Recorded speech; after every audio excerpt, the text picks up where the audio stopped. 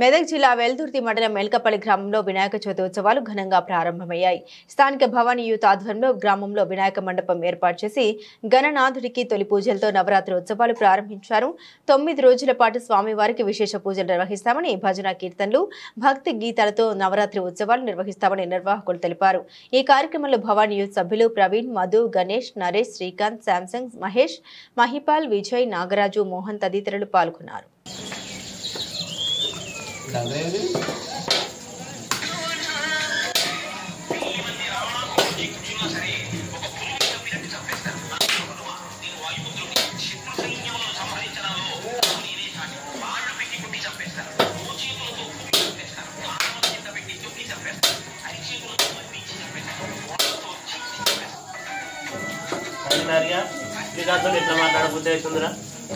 నేను ఇప్పుడు కూర్చున్నాక అంతే నేను మాట్లాడలేను.